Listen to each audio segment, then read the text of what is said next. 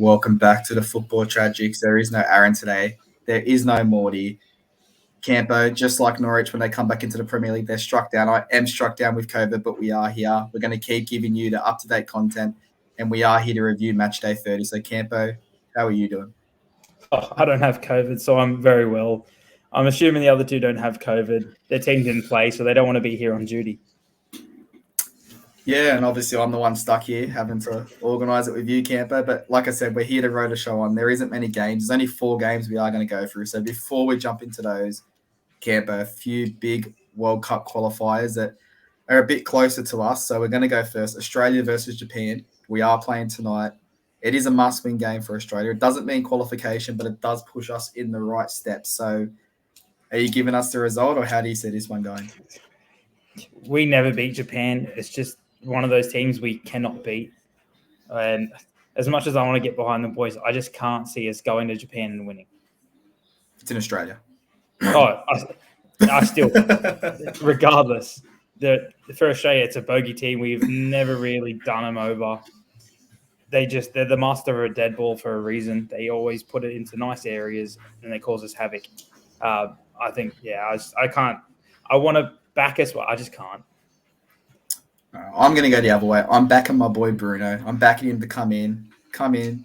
Absolute 37-year-old striker. He's going to save the day. We're going to call him Tim Cahill because he's going to score a header, and I'm going to go a 2-1 result in favour of the Socceroos. And like we said, it doesn't obviously guarantee us promotion, but it puts us one step closer to having a chance to auto-qualify. So we'll move into tomorrow morning, Campo. Italy versus North Macedonia. Is it going one way? Is Italy winning and then moving on to that final stage of qualification, or can you see an upset? It's another game. If there's an upset in here, I'll be shocked because Italy have the better defense, the better midfield, the better attack, the better keeper. Everything points to an Italy win, and I think they'll blow them out of the water. All right, and the last game, obviously, in that qualification, it is Portugal versus Turkey.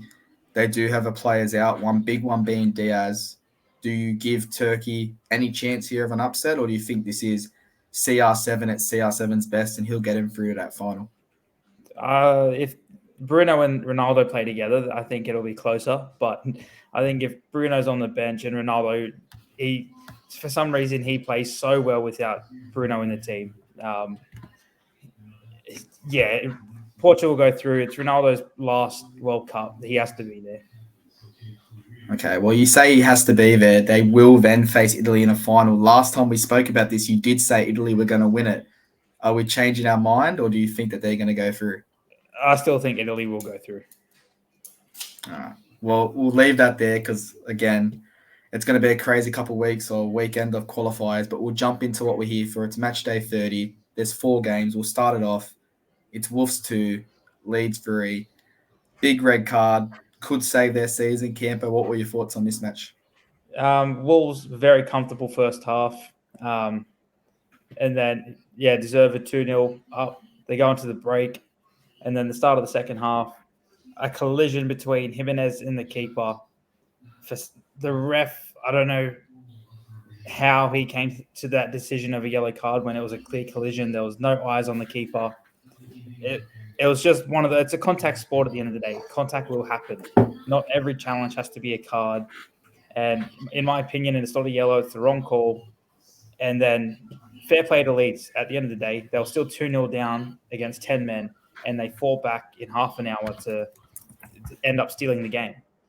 And again, all 3 of Wolves' Leeds goals could have been easily preventable from Wolves. Just poor clearances after time, and Leeds punished them. Yeah, 100%. And obviously, red card not, like we've spoken about, like you've already said, it was a bit controversial. I tend to agree with that. However, at the end of the season, you do look back on games that can determine your season or can save your season. And for Leeds, this is a game they could look back in 8 short rounds and they could go, that fight back, that's what's kept us in the Premier League. And I don't know about you, Camp, and I'll give you that question now. Do you think this is enough to keep Leeds up with obviously the likes of Watford? Now I think they are 7 points behind with a game in hand. Burnley, 8 points behind, 2 games in hand, and we don't really care about Norwich. So do you think this is enough for Leeds to stay up? Yeah, there's still how many games left? 10? 8 games for 8. Leeds, 9 for Watford, and 11 for Burnley. That's 33 points they could put. Like, mathematically, they have a chance to get back into this and go down, but I think 8 points is just a bit too much at this stage of the season. All right. Well, that's something obviously we'll keep a close eye on. We'll move on to obviously another game that could have gone either way. There was a lot of hope going into it, but I think you're going to call it a bit of a snooze fest. But it is Aston Villa 0, Arsenal 1. What were your thoughts on this game, Camper? You said my words, a snooze fest. It wasn't a pretty game for both teams. It was more of a midfield battle, no clear-cut chances, and that goal kick. Martinez should have saved that. It should have finished 0-0 in my opinion. Martinez just got it completely wrong on that Saka half volley. And again, it keeps pushing Arsenal in that right direction in the top 4 race, because drop points here could have proven, costly. Yeah, and obviously we will talk about your boys a little bit later because they are the closest team to Arsenal. But I will pose that question to you. They have one game in hand on you. They're already 3 points clear. If Arsenal don't win this top 4 position now, I'm not going to say is there questions to be asked of Arteta, but would you classify it a bottle given how far they are ahead of Spurs if they win that catch up? Obviously, how far they are ahead of United if they win that catch up. Would you call that a bottle? Yeah, they had so many points on United. They had 3 games in hand. Just if you picture it the other way, if United or Spurs were in this position, would everyone be calling it a bottle? Yes, they would. Yeah, 100%. And I don't think it's too far away from there could be a bottle here. Obviously, Arsenal do play Chelsea, they do play Spurs, and they do play United in this run into the finals. So they lose 2 of those games, and it's a Spurs and United game. They're right back in the hunt, right back in that mix of dropping out of top 4. So, like you said, this game should have been a 0 or draw, but it's going to be costly for Villa. But if Arsenal get top 4 at the end of the season, Campo, this is a game where they go, we grinded out a shit result and we got Champions League football because of it. So happy days for Arsenal. Pissed off if you're a Spurs fan or a United fan, but we'll move straight on. We'll jump into Leicester and Brentford. 2-1. Campo, which one of these absolute screamers was your favourite? Though also every single goal in this game was a screamer. I don't think you'll see another game this season where there were 3 screamers in the match, all trying to outdo each other. Timothy Castagne was out for 8 games, came back for this game, and he couldn't even believe the strike he just hit. Rippled in top corner. You got that James Maddison free kick that was just James Ward-Prowse like. And then I can't remember that Brentford goal scorer. But again, half volley. For Brentford, it was Wissa, Yoane Wissa. Half volley, side netting. Every goal was just world class. But my favourite, I think it had to be the left back that cut in and just whipped it top corner. Yeah, 100%. Obviously, like you said, absolute screamers. And I think if you're a Brentford fan, you're quietly cheering that you did the job early when you first came into the Premier League, because their record as of late is not showing very much promise of, if there were some better teams around them, they'd probably be struggling to stay up.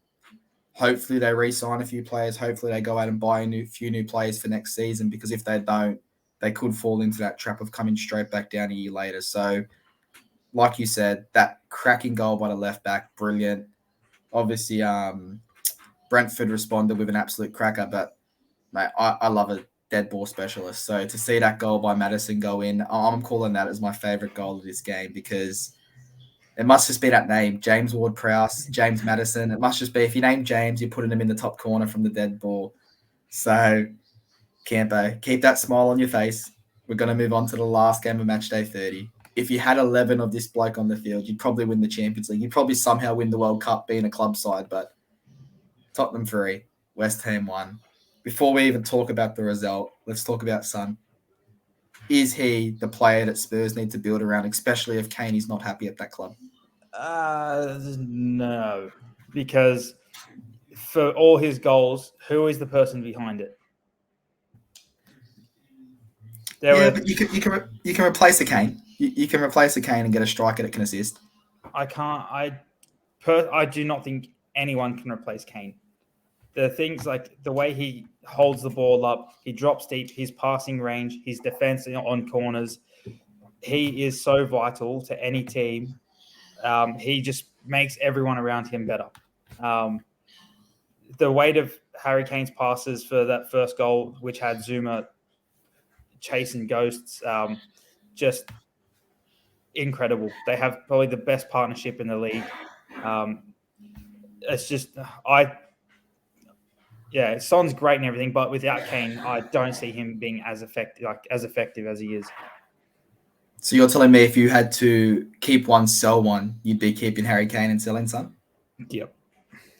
Big call, and obviously I don't think many people would agree with that, especially given the way Son has been playing, and it showed when Kane was out, Son shines. So it's an interesting one. Like obviously, they're going. I guess we might have to throw a poll up or something to see which way people would genuinely who would they build a team around. Yeah, 100%. Obviously, it is international break coming up, so we have a bit of a time to throw a few of those polls up. So we will be throwing that Son Kane, something like that Bruno Ronaldo. We might target 2 or 3 players from each club, and we might do that buy one, sell one, bench one, and kind of see what people say. But Campo, it's not fun. It's international break, but that's it for round 30. We're all done. We're all wrapped up. We're inside that 15-minute barrier. So is there anything you want to add about Tottenham? Anything you want to bring up about anything? Just how good our signings have been. Romero was injured for half of this season. He's come back. He's looked world class. And our 2 signings from Juve, if we make top 4, I think we've won the transfer window for January. I thought you were going to throw Champions League in now. I thought I was going to get a bit worried for a second. We all say Newcastle's won it if they stay up. They've stayed up. But the impact that Bentancur and Kulusevski have had on this squad, the elite mentality they've brought working under Conte, it just shows you they might not make the Juve first team, but they're still world class. And again, we can build around Kulusevski for the next 10 years if he wants to stay, because he's only 21. Yeah, 100%. I'm going to agree with you a little bit there, Camp. I'm also going to disagree with you. Now, if you make Champions League this year and you back it up next year, I'll sit here and I'll say, okay, or start the season more next year. I'll say, okay, maybe you won the transfer, but this is a Newcastle side that was it no wins after 12 games?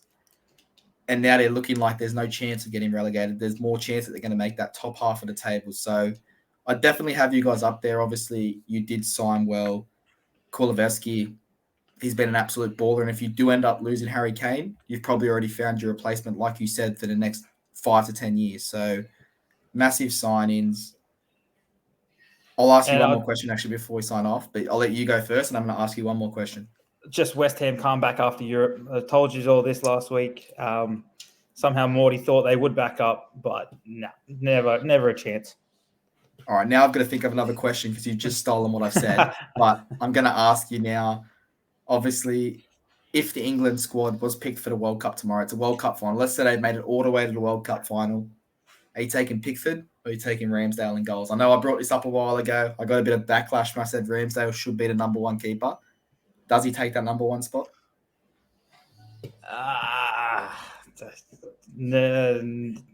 Based on form, yes, but the World Cup brings a whole new level of pressure. Pickford's had it before, and I don't think you can replace experience in a very high pressure situation. Yeah, that's fair, and obviously it will be interesting. Obviously, Dean Henderson, if he stays at United, has probably put himself on a bit of a back burner in that position. So it will be between that Pickford, obviously, what's his name, Ramsdale. You've got a few other keepers out there, but I don't see it going outside those 3. So, Campo, we'll wrap it up there. Obviously, we have been the Football Tragics. We will be back after the international break, but we will chuck a few polls up and let's go United. It's a final charge for that top 4, and it was a good day because we didn't have to play Liverpool, so we didn't get pumped. But Campo, thank you for joining me, and we'll be back soon. Cheers, mate. See ya.